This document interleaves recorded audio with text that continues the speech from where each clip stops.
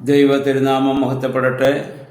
Bible reading പ്രോഗ്രാമിൽ സംബന്ധിക്കുന്ന ഏവരെയും കർത്തൃനാമത്തിൽ സ്നേഹവന്ദനം അറിയിക്കട്ടെ. 2 ശമൂവേൽ 5-ാം അധ്യായം നമ്മളിന്ന് വായിക്കുന്നു. ശൗലിൻ്റെ മകനായിരുന്ന ഇഷ്ബോശേത്ത് വധിക്കപ്പെട്ടതിന് ശേഷം അവിടെ ഉണ്ടായിരുന്ന ആളുകളും ഇസ്രായേൽ ജനം മുഴുവൻ ദാവീദിൻ്റെ അടുത്ത് വന്ന്, നീ ഞങ്ങൾക്ക് രാജാവായിരിക്കണമെന്ന് പറഞ്ഞ് അവനോട് ആവശ്യപ്പെടുന്നതായി നമ്മൾ വായിക്കുന്നു. ദാവീദിനെ അവർ അംഗീകരിക്കാൻ കാരണം ഒന്ന്, അവരുമായുള്ള രക്തബന്ധമാണ്. ഇസ്രായേൽക്കാരനാണല്ലോ. രണ്ടാമത്, ശൗൽ രാജാവിന് വേണ്ടി വാസ്തവത്തിൽ യുദ്ധം ചെയ്തത് ദാവീദാണ്. അപ്പോൾ ചരിത്രപരമായ ഒരു അംഗീകാരം അദ്ദേഹത്തിനുണ്ട്. 3, ദൈവമാണ് ദാവീദിനെ തിരഞ്ഞെടുത്തതെന്നുള്ളതായ അവരുടെ അറിവും അവരുടെ ബോധവും. ഈ 3 കാര്യങ്ങളാണ് ദാവീദിനോട് അവരൊന്ന് ആവശ്യപ്പെടുന്നു, നീ ഞങ്ങൾക്ക് മൊത്തം രാജാവായിരിക്കണം. അപ്പോൾ ദാവീദ് അത് സമ്മതിക്കുകയാണ്. അങ്ങനെ അവൻ ഈ രാജാവായി സ്ഥാനമേൽക്കുമ്പോൾ പ്രായം ഇവിടെ പറയുന്നു 30 വയസ്സ് പ്രായമായിരുന്നു. പിന്നെ 40 വർഷം ഇസ്രായേൽ ജനത്തെ അവൻ രാജാവായി അവൻ വഴി നടത്തി. 40 വർഷത്തിൽ 7 വർഷം നമുക്കറിയാമല്ലോ അദ്ദേഹം യഹൂദ പ്രദേശത്തെ, പിന്നീടുള്ളതായ 33 വർഷം അങ്ങനെ യഹൂദ സമൂഹത്തെ മുഴുവൻ ആയും അദ്ദേഹം രാജാവായി ദൈവഹിതപ്രകാരം ഭൂമിയിൽ വഴി നടത്തിയ ഒരു വ്യക്തിയായിരുന്നു. 11 മുതലുള്ള വാക്യങ്ങൾ നമ്മൾ വായിക്കുമ്പോൾ, ടൈർ രാജാവ് അദ്ദേഹത്തിന് ദേവദാരു കൊണ്ടൊരു കൊട്ടാരമൊക്കെ പണിതു കൊടുത്ത് അദ്ദേഹത്തെ അത്രമാത്രം സ്നേഹിക്കുകയും ആദരിക്കുകയും ചെയ്യുന്നുണ്ട്. പിന്നീട് നമ്മൾ വായിക്കുന്നു, ദാവീദിന് വീണ്ടും ഭാര്യമാരും വെപ്പാട്ടിമാരും അർദ്ധനാരികളും അങ്ങനെ ധാരാളം ഭാര്യമാരുണ്ടാവുകയും മക്കളുണ്ടാവുകയും ചെയ്യുന്നു. ആ കാര്യത്തിൽ മാത്രം ദാവീദ് ദൈവത്തിനോട് ആലോചന ചോദിക്കുന്നതായി മാത്രം നമ്മൾ കാണുന്നില്ല. ഇന്നലെ നമ്മൾ ചിന്തിച്ചു, മറ്റ് രാജാക്കന്മാർ ചെയ്യുന്നത് പോലെ തന്നെ അവരുടെ ഇടയിൽ അംഗീകാരം ലഭിക്കുന്നതിന് വേണ്ടിയിട്ടായിരിക്കാം ഒരുപക്ഷെ അദ്ദേഹം അങ്ങനെയൊക്കെ പ്രവർത്തിക്കുന്നത്. 6 മുതലുള്ള വാക്യങ്ങൾ നമ്മൾ വായിക്കുമ്പോൾ, ജബൂസ്യർക്കെതിരെ അവർ യുദ്ധത്തിന് പോവുകയാണ്. അപ്പോൾ ദാവീദിനോട് അവർ പറഞ്ഞു, നിന്നെ തടയാൻ കുരുടനും മുടന്തനും ഒക്കെ മതി. കാരണം അത്രമാത്രം സംരക്ഷിതമായ കോട്ടകളാൽ ആ പട്ടണം സൂക്ഷിച്ചിരുന്നു എന്നാണ് അതിനർത്ഥം. ആരോഗ്യമുള്ളവൻ പോലും വേണ്ട, അന്ധനും കുരുടനും നോക്കിയാലും ദാവീദിനെ തടയാൻ പറ്റുമെന്ന് പറഞ്ഞ് അവർ ദാവീദിനെ അപഹസിക്കുന്നതായി നമ്മൾ കാണുന്നുണ്ട്. പക്ഷേ ദാവീദ് നിഷ്പ്രയാസം അദ്ദേഹത്തിന് അവരെ ജയിക്കാൻ സാധിക്കുകയാണ്.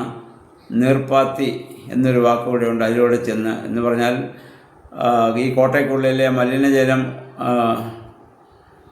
പോകുവാനുള്ള നീർച്ചാലുകളായി നമുക്കതിനെ കാണാവുന്നതാണ്. 10-ാം വാക്യത്തിൽ നമ്മൾ വായിക്കുന്നത്, ദാവീദ് മേൽക്കുമേൽ അവനെല്ലാത്തിലും അവൻ ജയം നേടുകയാണ്. അതിൻ്റെ കാരണം ഇവിടെ പറയുന്നു, സൈന്യാധിപനായ യഹോവയായ ദൈവം അവനോട് കൂടെ ഉണ്ടായിരുന്നു എന്നുള്ളതാണ്. പ്രിയമുള്ളവരെ, കർത്താവ് നമ്മുടെ കൂടെ ഉണ്ടെങ്കിലാണ് നമുക്ക് എല്ലാത്തിനെയും അതിജീവിക്കാൻ സാധിക്കുന്നത്. മത്തായിയുടെ സുവിശേഷം 28-ാം അധ്യായത്തിൻ്റെ 20-ാം വാക്യം അവസാനത്തെ വാക്യമായി കർത്താവ് പറഞ്ഞു, ഞാൻ നിങ്ങളെ അനാഥരായി വിടുകയില്ല, കണ്ടാലും ലോകാവസാനത്തോളം എല്ലാ നാളും ഞാൻ നിങ്ങളോട് കൂടെ ഉണ്ടാകും. പക്ഷേ ആ ദൈവ സാന്നിധ്യം നമുക്ക് തിരിച്ചറിയുവാനോ ആ ദൈവത്തോട് ആലോചന ചോദിക്കാനോ നമുക്ക് പലപ്പോഴും സാധിക്കുന്നില്ല. ഇസ്രായേൽ ജനമൊക്കെ ദാവീദിൻ്റെ അടുത്ത് വന്നപ്പോൾ ദൈവസന്നിധിയിൽ വെച്ചാണ് ദാവീദ് അവരുമായിട്ടുള്ള ഒരു ഉടമ്പടി ചെയ്യുന്നത്. രാജാവായി അദ്ദേഹത്തെ അവരവിടെ വെച്ച് അഭിഷേകം ചെയ്യുന്നു. ഇതിനു മുമ്പ് നമുക്കറിയാം, ശമൂവേൽ പുരോഹിതനാൽ ദൈവം അദ്ദേഹത്തെ അഭിഷേകം ചെയ്തതാണ്. എന്നാലും ജനം അംഗീകരിക്കാൻ വേണ്ടി അതുകൂടെ അദ്ദേഹം അവിടെ വെച്ച് സ്വീകരിക്കുകയാണ്. അദ്ദേഹത്തിൻ്റെ വിജയരഹസ്യം ദൈവം അദ്ദേഹത്തോടു കൂടെ ഉണ്ടായിരുന്നു എന്നുള്ളതാണ്. നമുക്കും എപ്പോഴും ദൈവം നമ്മോട് കൂടെ ഉണ്ടാവണം.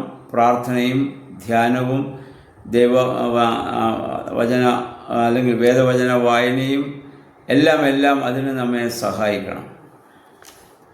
17 മുതലുള്ള വാക്യങ്ങൾ നമ്മൾ വായിക്കുമ്പോൾ ഫെലിസ്ത്യരെ ദാവീദ് വീണ്ടും തോൽപ്പിക്കുന്നതായി നമ്മൾ കാണുന്നു. അവിടെയും ദാവീദ് ഫെലിസ്ത്യർ അദ്ദേഹത്തോട് യുദ്ധം ചെയ്തപ്പോൾ ഞാൻ എന്ത് ചെയ്യണമെന്ന് ദാവീദ് ദൈവത്തോട് ആലോചന ചോദിക്കുന്നതായി നമ്മൾ കാണുന്നു.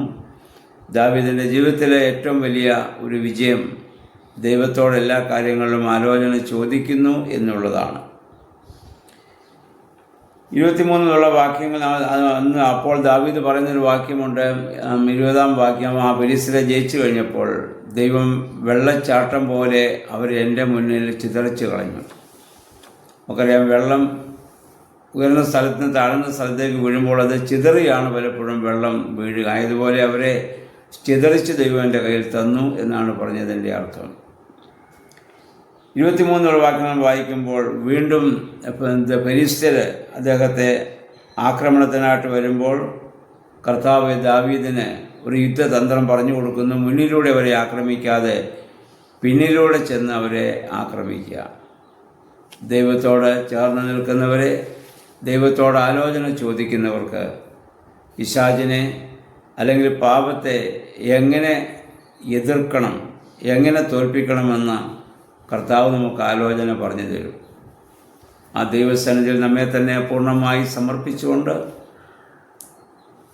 ആ പാപത്തെ അതിജീവിച്ച് ഈ ഭൂമിയിൽ ജീവിക്കുവാൻ ദാവീദിൻ്റെ ഈ ജീവിത ചരിത്രം നമുക്കൊരു സഹായകരമാകട്ടെ.